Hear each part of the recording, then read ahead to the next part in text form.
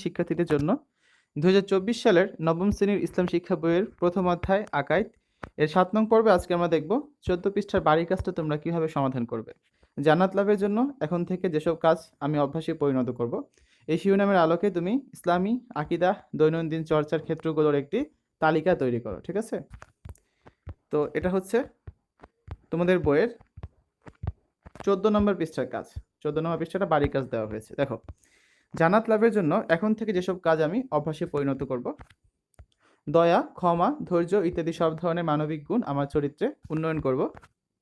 মিথ্যা, প্রতারণা, পরনিন্দা, হিংসা বিদ্বেষ ইত্যাদি খারাপ কাজ থেকে বিরত থাকব।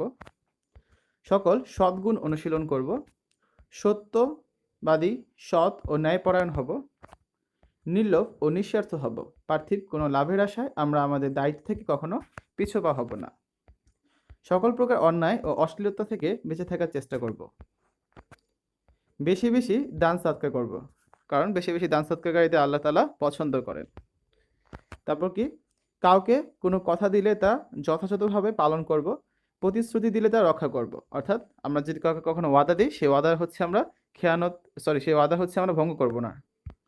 তারপর আমানতে খেয়ানত করব না। অনেক কিছু কিন্তু বলা যায়। তারপর এটা লিখেছি কি দেখো, চলাফেরা, পোশাক পরিচ্ছদ, কথাবার্তা, আচার আচরণে লজ্জাশীল হব। ঠিক আছে? তো এই যে ছিল বাড়ির কাজটা। জান্নাত লাভের জন্য এখন থেকে যেসব কাজ আমি অভ্যাসে পরিণত করব, দেখেন আমি কয়েকটা উদাহরণ